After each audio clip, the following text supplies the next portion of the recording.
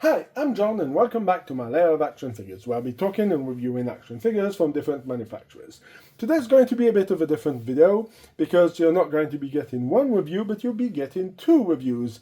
As you can see, we are going to be reviewing today Outback from the G.I. Joe Classified series. We're going to be having on your left the first one who came out, who is the Tiger Force version, and then we got the regular version who came out. Of course, everybody knows that Tiger Force is an exclusive in the US for Target. It is distributed and sold by Toys R Us for Canada.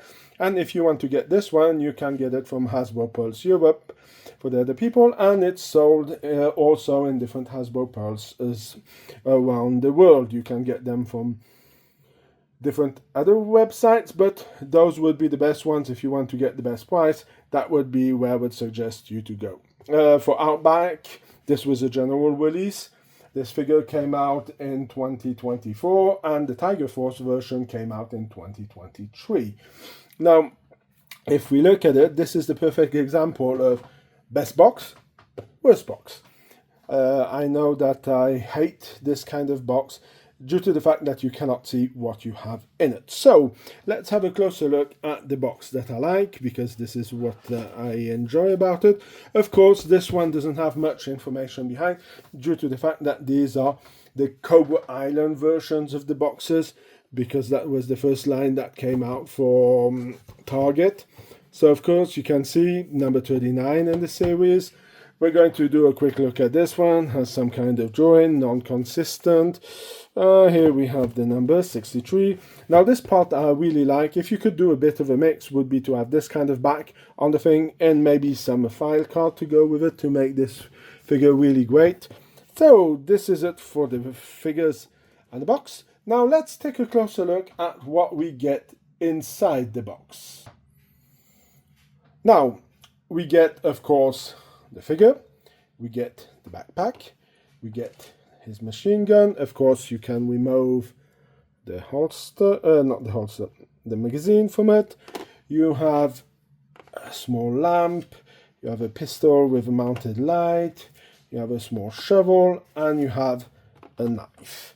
So that's what you get, and of course, if you want to see the other one, I have put them up and build them up so that we can have a closer look at this guy. Now, before going into an in-depth review of the figure, let's do a bit of history of these two figures. So here is my mint in box version of Outback.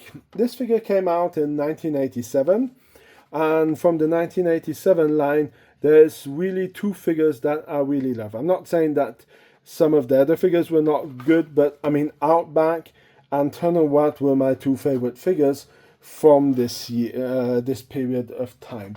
So of course the Tiger Force version only came out in the 1990s. This was a European version of it, and of course they decided to give him some grey hair. Now personally I'm not a big fan of it. I know that it also came out in 1993 with a bit of a different tone on the pants, and it was in this electronic force stuff. This was just 1 year before Hasbro decided to pull the plug on the G.I. Joe Real American Hero line. So now that we've done some history, let's talk a bit some prices. So of course these figures came out, they were €24.99 suggest retail price in the US, €29.99 for the rest of Europe. So that's their thing. Knowing that some of these figures have already sold out, these two figures are not available, but we'll be talking a bit more about those in what do I think of the value of them, and is it interesting to pick these figures up to resell at a later time. Now, if we take a closer look at the figure, we're going to be starting by the one I geared up. This is the regular Outback. I mean, the detail on the figure itself, you can see the face sculpt is pretty good. The paint on it is really nice. I like the fact that you have some hair on the arms. I mean, the figure looks really amazing. And if you look at it, this is for me the perfect figure. I mean, Hasbro can do it. When they want to do something, they can really nail it. Now, we are supposed to believe that G.I. Joe is tier 1 operator groups based on Delta Force or any other tier 1 group. But I mean, if you look at some of the G.I. Joe figures, you do not get the gear that goes with it. Here, you have him with a machine gun, you have some pouches for it. The light is a nice extra, you still get a knife, and you get a secondary weapon. All the other G.I. Joes, most of them have a primary weapon, who's maybe a bazooka or some kind of stuff, but here you really have everything, and on top of it, you have a backpack with a lot of gear and a shovel. This makes this figure one of the best figures out there. Now let's take a closer look at our Outback. As you can see, the head sculpt, whoops, sorry. Okay, there we go. As you can see, there's some pretty good details, really nice things going on also.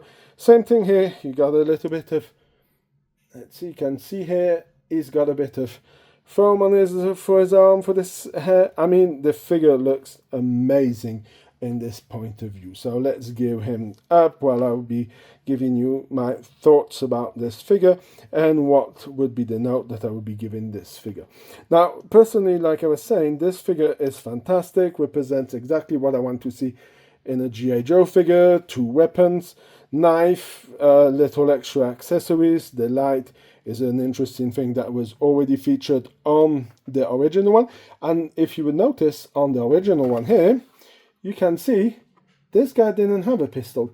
So the excuse of Hasbro saying, oh, well, we didn't want to put a pistol because the original one didn't have one. Well, here's the proof that this guy didn't have it when he came out. Of course, the gun is a bit, some kind of fantasy and a bit big, but hey, that's what they were doing in the day. But like I said, this figure for me is a 10 out of 10. I really love what they did with it, and I really think they did a fantastic job about it. Now, something you have to be careful a bit, when you're putting the backpack on, try to grab him at the height of the belt, because what you want to do is press the backpack without putting your fingers on the survival or on the Tiger Force logo, because with your hands, depending, some people have more acidity in their fingers, so they could peel it off. As you can see, the guns go on the side, the shovel goes also on the side. Let's gear him up, and here we are, our Outback Tiger Force all geared up.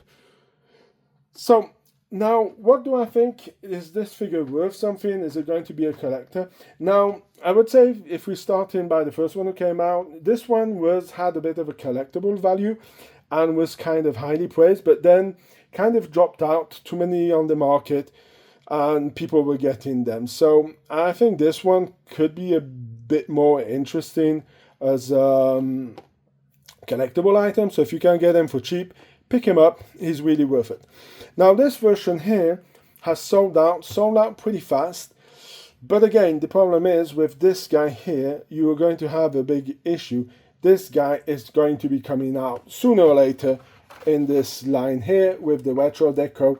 So a lot of people and a lot of collectors would prefer to go onto a retro card than going onto a regular card box like this one. And of course, like the fact that these boxes didn't sell, that means not really great. And we know that Hasbro needs money, and Hasbro is milking the G.I. Joe Classified series line. So of course, we're going to get this one in retro. So if you missed him, should take your luck in patience, should wait for them to come out with the retro design of Outback. If you can get him for cheap, I know he's worth a bit something on the secondary market. He's finally, he's a bit more expensive than this one, who was afterwards mass produced. There was some issues with the first waves of these figures. They were extremely hard to get. Target didn't get much. Hasbro Pulse didn't propose, and then suddenly, we don't know, the market flooded. So you can buy this one. This one will be picking up value. I don't think, but with Hasbro, it's always hard to say. I don't think they're going to do a retro line for this one, due to the fact that this figure came out as a single 5 card like this one, only in Europe. So will not do it. So that's going to be it for the review of the Outbacks. I hope you enjoyed it, and if you did, please leave a like, share, subscribe to the channel. If you want me to do any other reviews, I haven't done any 1/6 scale reviews due to the fact that I have to figure out how I'm going to put up the studio to put and record the videos with this 12-inch. Doing the 6-inch or the 3/4-inch figures, it's pretty easy, but the 12-inch doesn't work in this configuration that I have currently. So just leave a like, subscribe to the channel, that helps a lot. And what I'm going to do is I'm going to tell you to go to Facebook page, Instagram. You can go and see the pictures. I did some wonderful pictures of Outback in the nature, so go and check those out. You have the link in the description of the video. And I hope you have a fantastic day, and I hope to see you in my next video. Bye!